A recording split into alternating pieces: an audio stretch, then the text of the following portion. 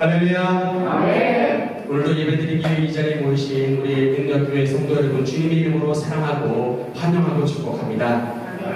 오늘 이 시간 주님께서 이 자리 가운데 성령으로 임재해 주셔서 우리 마음을 어루만져 주시고 여러분 가운데 있는 모든 육체와 마음에 있는 모든 질병을 성령의 능력으로 치유해 주시고 세상과 담대히 맞서 싸울 수 있는 영적인 힘을 충만하게 공급해 주실 수 있는 은혜의 예배 시간이 되시기를 주님 이름으로 축원합니다. 아멘. 오늘은 빛과 소금이라는 제목으로 말씀을 나누겠습니다. 어느덧 교회 성전 건축이 넉 달간 진행이 되고 있습니다. 2월 말에 기본 예배를 시작으로 성전 건축이 시작이 됐는데 벌써 이제 6월 말이 되었습니다. 이제 여러분 아까도 사진을 보시다시피 공정의 이제 90%는 거의 이제 완료가 되었습니다. 이제 아마 제 생각에는 다음 주 정도면 거의 이제 모든 공사가 마무리가 될 것으로 예상이 되고 이제 잔정리가 남을 것으로 생각이 되는데 정말 오늘까지 인도해 주신 우리 하나님 아버지 앞에 감사와 영광을 돌려드리는 것입니다. 아멘. 건축 현장에 있다 보면 재미있는 부류의 사람들을 많이 만납니다. 어떤 분은 이게 연세 잡수신 목수분이신데 항상 그분이 이제 저한테 말을 할 때 꺼내는 멘트가 그래요.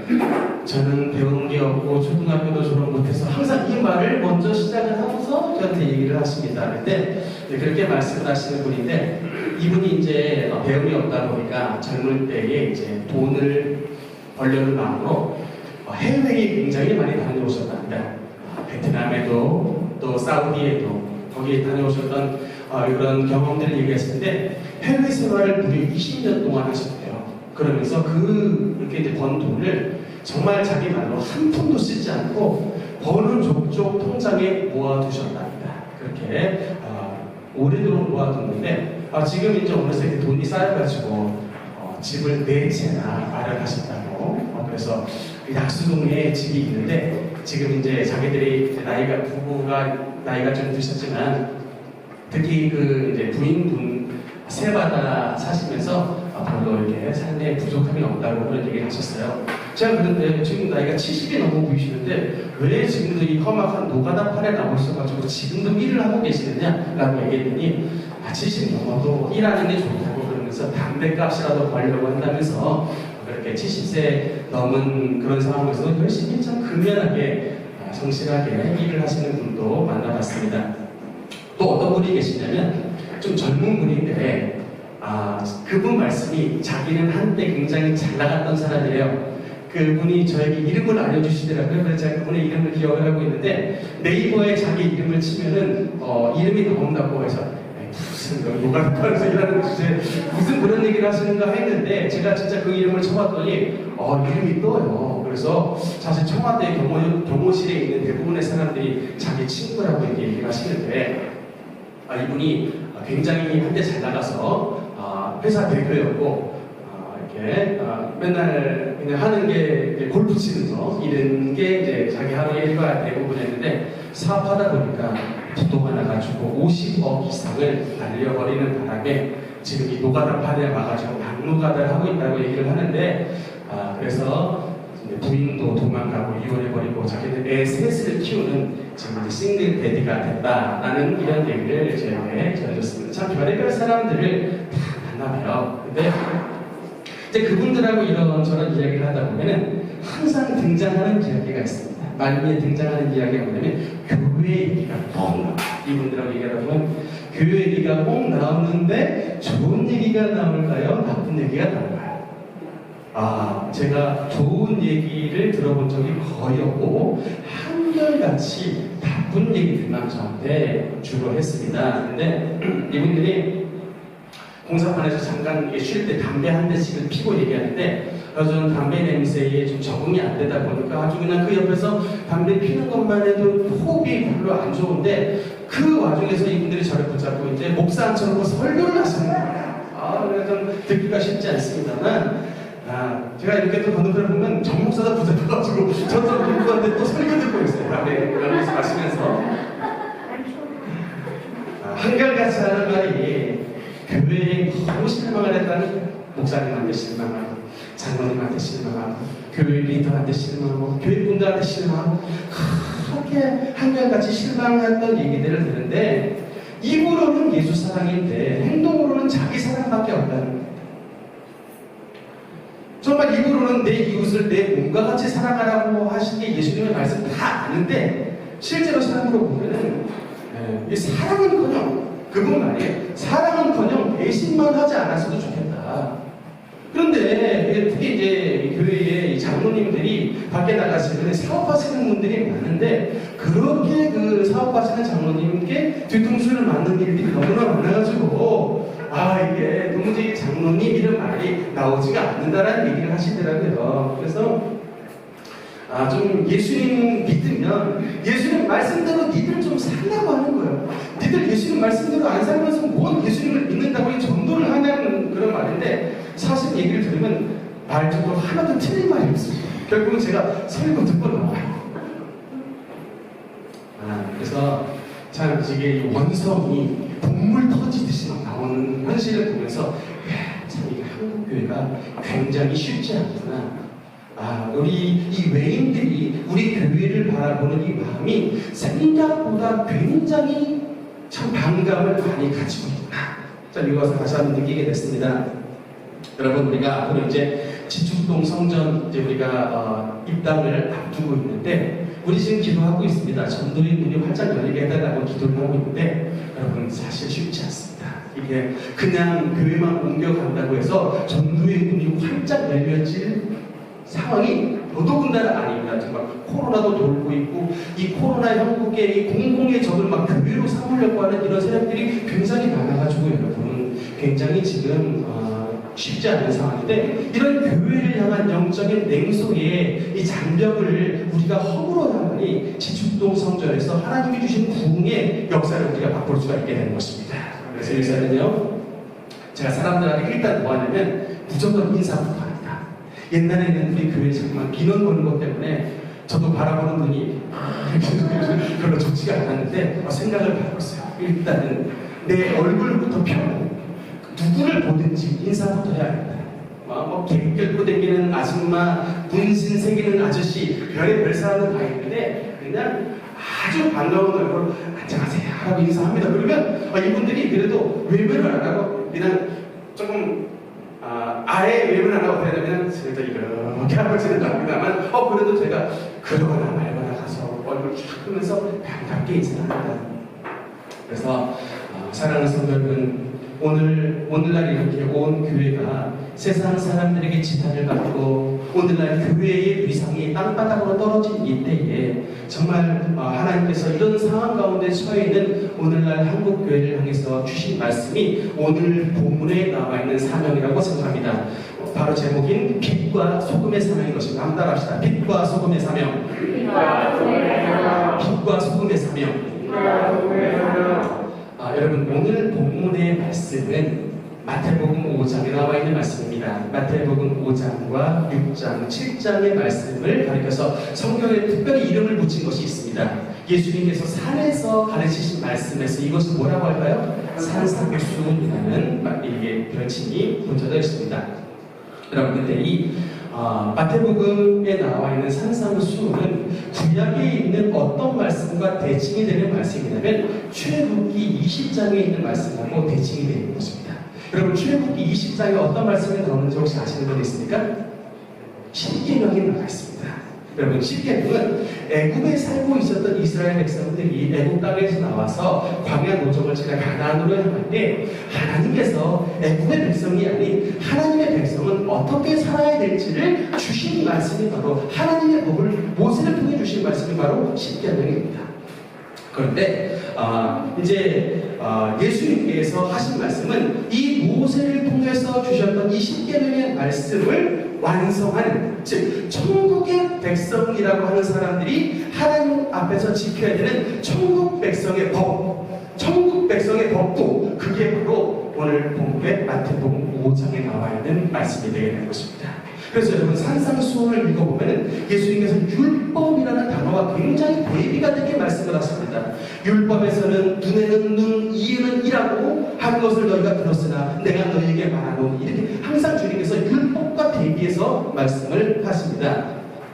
물론 여러분 예수님께서 눈에는 눈, 이에는 이라고 이 말씀을 할 때 율법의 순기능을 외면을 하시는 게 아닙니다. 여러분 눈에는 눈, 이에는 이라고 하는 건 뭐냐면 복수형벌주의라는 말입니다. 그러니까 눈을 상하게 한 놈은 눈을 상하게 하고 너의 이빨을 상하게 한 사람은 이빨에 해당되는 벌을 준다라고 하는 것이 복수형벌주의입니다.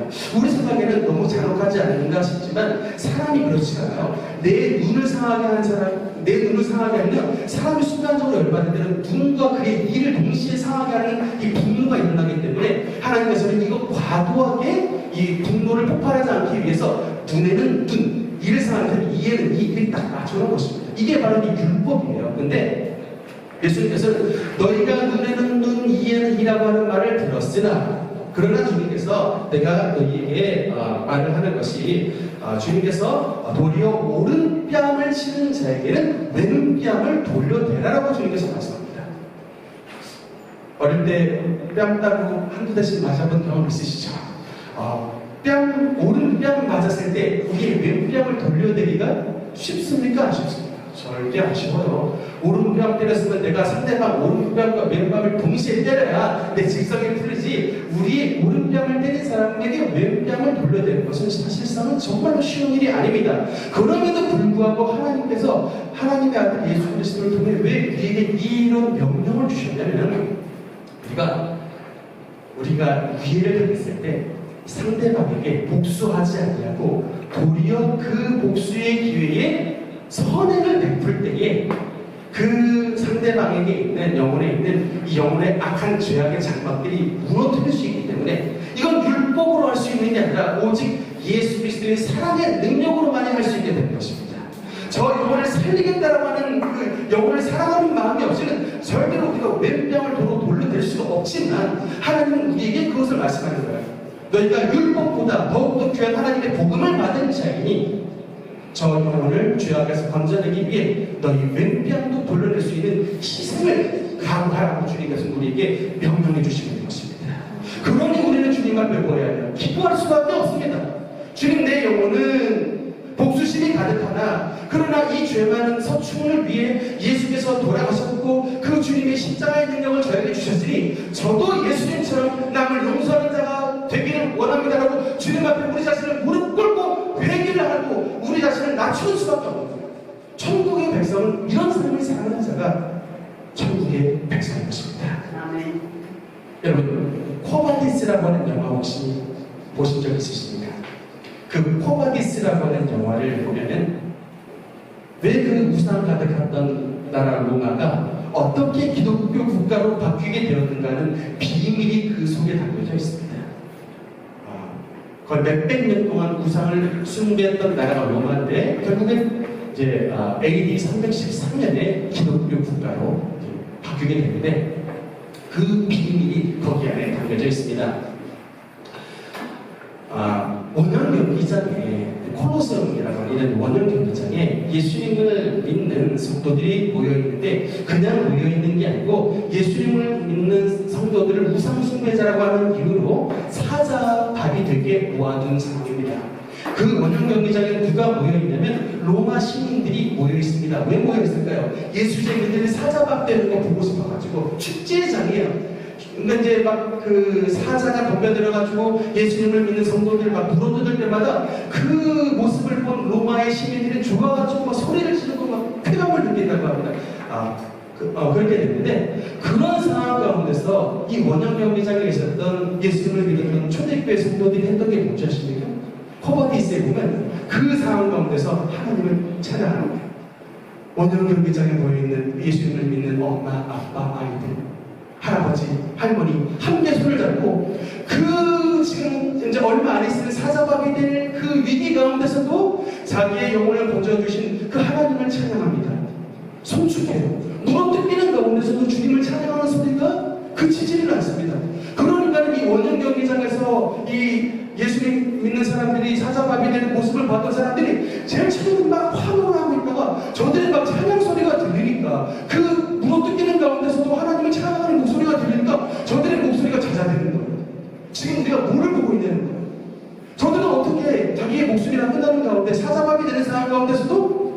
저들이 믿는 그 여호와 하나님 예수 그리스도를 찬양할 수 있는 그 신앙이 어디서 나오냐는 거예요.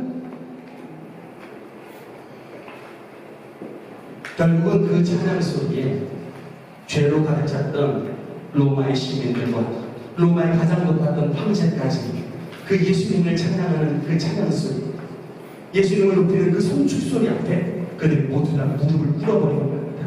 절대로 다른 우상은 흉내낼 수 없습니다.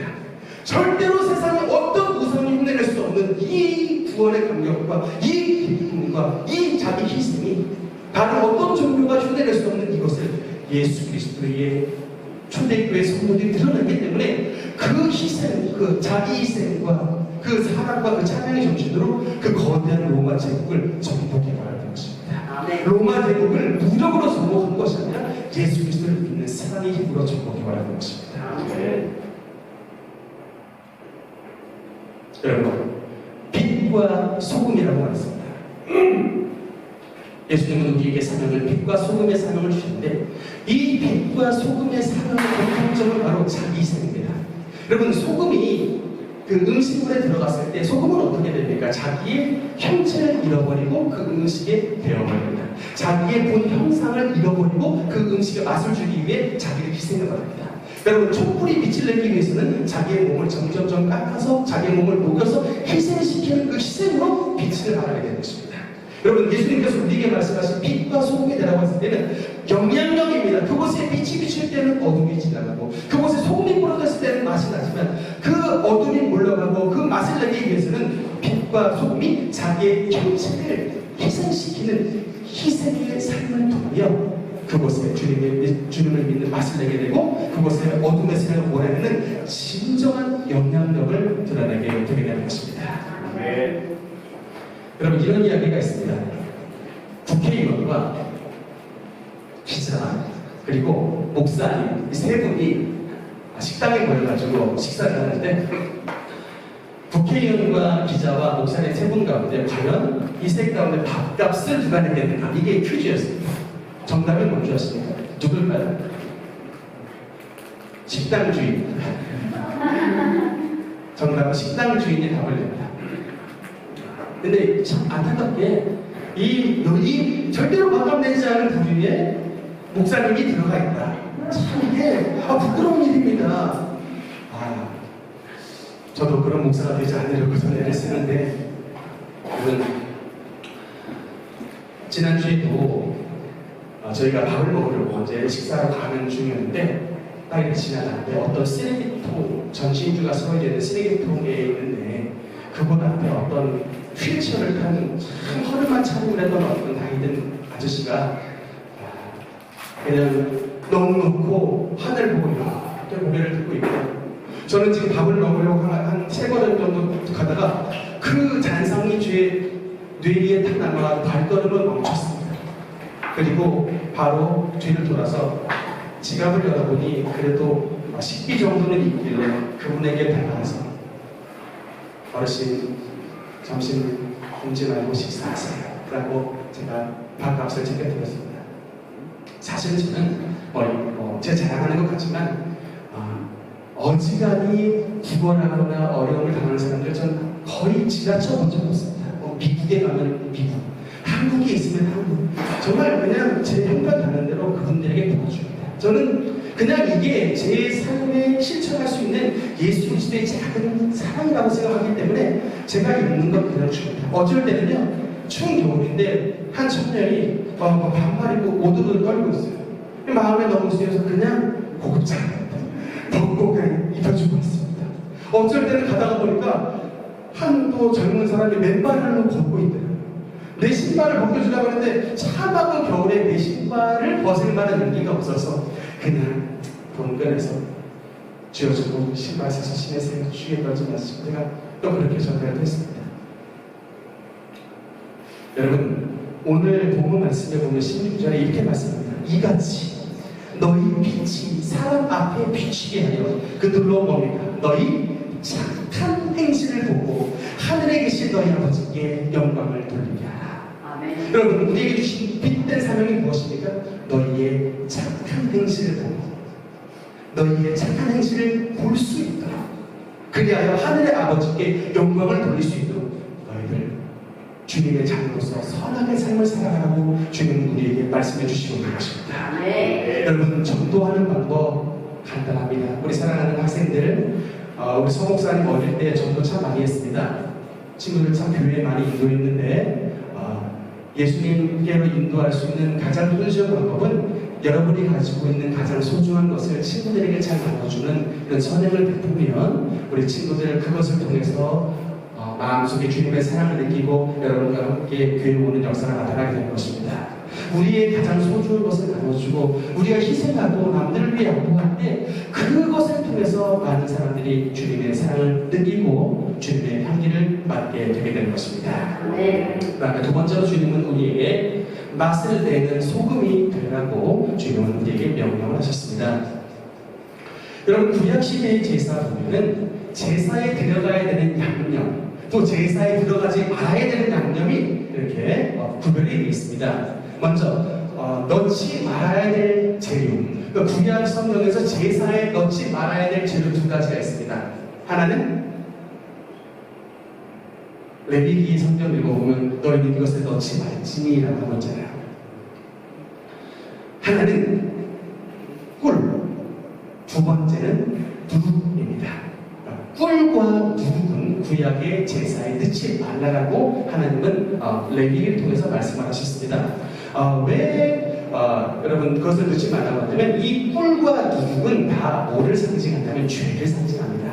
근데 그 중에서 꿀은 죄의 뭐를 상징할까요? 죄의 달콤함을 상징합니다. 반대로 누룩은 죄의 뭐를 상징할까요? 죄의, 누룩은 그거 넣으면 빵이 확 커지듯이 이게 순식간에 커지죠? 누룩은 죄의 전염성을 상징합니다. 그렇기 때문에 하나님은 꿀과 누룩을 넣지 말라고 했는데 이 죄라는 놈은 우리에게 죄를 졌을 때 굉장히 달콤함을 주고 그 죄라는 놈은 가만두면 굉장히 쉽게 전염이 되기 때문에 하나님은 우리에게 제사에 있어서는 꿀과 누룩을 넣지 말라고 말씀을 합니다. 그런데 반면에 성경의 제사에 반드시 넣어야 되는 재료가 있습니다. 그 재료가 바로 뭐냐면 오늘의 소금입니다. 소금. PPT 한번 보겠습니다. 레위기 2장 11절 13절 우리 한번 읽겠습니다. 시작. 너희가 여호와께 드리는 모든 소제물은 누룩을 넣지 말지니 너희가 누룩이나 꿀을 여호와께 화제로 드려 사르지 못할지니 13절 내 모든 소제물에 소금을 치라 내 하나님의 언약의 소금을 내 소제에 빼지 못할지니 내 모든 예물에 소금을 드릴지라. 아멘. 뭐를 넣으라고요? 소금을 넣어라. 여러분, 우리나라의 음식을 보면 특징이 있습니다. 남쪽으로 내려갈수록 간이 세고 북쪽으로 올라갈수록 간이 약합니다. 얼마 전에 우리 원로 목사님 친척분 되시는 정대철 의원님과 함께 가족 모임에 갔던 적이 있습니다. 그분들이 우리 교회 자주 오셔서 간증을 하시지만 이북분이십니다. 평양 진남 동부족자 출신이신데 항상 그래서 가족 모임을 하면 어디에 가냐면 평양냉면집을 갑니다. 여러분, 근데 그 진짜 평양냉면, 이번에 옥류관에서 나온 그게 이제 신종 평양냉면인데 제가 진짜배기 평양냉면 맛을 먹었는데 정말 역대급으로 맛이 없어요. 놀래요. 먹어보면 이게 어떻게 냉면 맛이냐 할 정도로 굉장히 간이 약합니다. 이북인 이북 음식들은 간이 약하다. 왜 그럴까요? 이북은 추우니까 특별히 간을 많이 칠 필요가 없습니다. 그런데 전라도나 경상도 남쪽으로 내려가는 음식들은 다 뭐예요? 기본적으로 간이 셉니다. 소금에 다 절인 젓갈류들이 굉장히 많고 굴비 이런 것들이 거기에는 굉장히 많이 있습니다. 왜 그럴까요? 당시에 옛날에는 냉장고가 없으니까 뭐를 넣어야만이 부패를 막을 수가 있는 거예요. 소금을 잔뜩 넣어야만이 부패를 막을 수가 있습니다. 그래서 예수님께서 우리에게 주셨던 너희는 세상의 소금이 되라라고 말씀하실 때 그 소금의 사명은 이 세상의 부패를 너희가 소금이 되어 막으라고 주님께서 우리에게 사명을 주신 것입니다.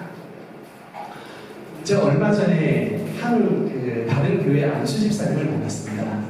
그 안수 집사님이 저에게 말씀을 하시는데 이런 말씀을 해요. 목사님, 이 시대에 신앙을 지키는 게 얼마나 어려운지 모릅니다 라고 얘기를 하시는데, 그분이 꽤 큰 대기업에 굉장히 높은 자리에 계신 분이에요. 그러다 보니까 이제 해외에 출장이 굉장히 자주 있는데, 그분이 이제 해외에 출장에 가서 하셨던 겪었던 얘기를 저한테 말씀을 해주시는 거예요. 목사님, 제가 중국에 출장을 갔는데 별의별 다 겪었습니다. 그래서 어떤 일을 겪으셨습니까 했더니 숙소에 들어가서 잠을 자려고 청하고 있는데 갑자기 문이 덜컥 열리더니 한 여자가 들어오고, 그래서 깜짝 놀래가지고 여기 왜 들어오냐고, 나가라 라고 얘기를 했더니 그 여성분 말이 내가 만약에 오늘 이 방에서 잠을 자지 않으면 나는 한 달치 월급을 못 받습니다. 제발 내 사정을 봐줘서 내 이 방에서 잠을 좀 자게 해주세요 라고 여자가 그렇게 부탁을 하더랍니다. 그래가지고 그러면 저쪽 건너방 가서 저쪽에서 자고 빨리 나가라고 이렇게 얘기를 했는데, 그때 같이 갔었던 그 대기업 간부들이 전부 그냥 말도 안 하는 게 여자들 다 방에 집어넣어주는 게 오늘날, 목사님, 이 오늘날 회사 문화입니다 이렇게 얘기를 하는데, 참, 여러분, 이 시대에 이 썩어져가는 세상 속에 진짜 하나님의 맛을 내는 소금으로 사는 것이 얼마나도 여러분 어려운 일인가 하는 것이 참 우리가 분명하게 알 수 있게 되는 것입니다. 여러분, 이 시대 속에 우리는 어떻게 이 시대의 문란한 시대 속에, 이 죄받은 시대 속에 어떻게 우리는 예수 그리스도의 소금된 사명을 지킬 수 있는가? 성경을 보면 에녹이라고 하는 인물을 통해서 말씀합니다. 여러분, 에녹은 성경을 보면 하나님의 아들들이 사람의 딸들과 결혼하는 시대에 살았습니다. 하나님의 아들들이 사람의 딸들과 결혼했다는 말이 무슨 말이에요? 한마디로 예수님을 믿는 우리 신앙인들이 세상에 있는 전혀 예수 모르는 사람하고 마음대로 통혼하고 마음대로 문란하게 지냈다는 것이 당시 시대의 배경인데, 그런 시대 속에서 에녹은 하나님의 신앙을 유지하는 삶을 살았는데, 그 비결에 보면 이렇게 나와 있습니다. 유다서 1장 14절 우리 한번 읽어보겠습니다. 같이 읽겠습니다. 시작. 아담의 칠세손은 이 사람의 나라로 예언하여 이르되 또한 주께서 수많은 거룩한 자와 함께 임하시나니 이는 그 사람의 심판하사 모든 경건하지 않은 자가 경건하지 않게 한 모든 경건하지 않은 일과 또 경건하지 않은 죄인들이 주를 거슬러한 모든 완악한 말로 말미암아 그들을 정죄하려 하시리라 하느니라. 아멘. 에녹은 그 하나님의 아들들이 자기의 신앙을 다 버려버리고 그야말로 하나님의 신앙을 다 잃어버렸던 그 시대 속에서 어떻게 하나님 앞에 영적인 소금된 삶을 살았는가? 바로 하나님 앞에 심판의 날을 준비하며 살았다고 하는 것이 바로 영적인 비결이 된 것입니다. 삶을 죽으면은 그냥 죽으면 끝이 나는구나라고 생각하지만, 여러분, 성경에서 분명히 말하기를 저와 여러분은 우리가 반드시 죽은 다음에는 어디 앞에 선다라고 말씀합니까? 그리스도의 심판대 앞에 선다라고 말씀합니다. 성경을 말하기를 어두운 데서 말했던 것을 광명한 데서 드러낸다라고 말합니다. 그러니까 그날과 그때는 지금 이 시대의 모습하고 너무나 다릅니다. 우리가 많은 저 훌륭한 사람이라고 칭송했던 사람들이 그때는 하나님의 빛으로 비춰봤을 때 훌륭하지 않은 사람이 될 수가 있습니다. 그냥 이름도 없이 빛도 없이 그냥 조용히 예수님을 믿으면서 살았던 사람들이 정말 하나님의 빛의 광채 가운데 서는 사람이 나올 수도 있습니다. 여러분, 우리 하나님의 눈은 오늘도 지금 우리와 함께 있습니다. 하나님의 귀는 오늘 지금도 우리와 함께 있습니다. 우리가 선악간에 하는 행동들을 주님께서 다 기록하고 계시기 때문에 마지막 때 주님의 심판대 앞에 섰을 때 우리가 주님 앞에 칭찬과 영광과 존귀를 받기 위해서 저와 여러분은 하나님 앞에 심판의 그날을 준비하며 경건하고 정직하게 삶을 살아가는 것이 저와 여러분의 마지막 본분이 되게 되는 것입니다. 네. 말씀이 여러분을 맺으면서요, 사랑하는 성도 여러분, 빛과 소금의 사명을 잘 감당하는 자에게 주님께서 마지막으로 어떤 축복을 주시느냐, 15절 말씀 우리 한번 같이 읽겠습니다.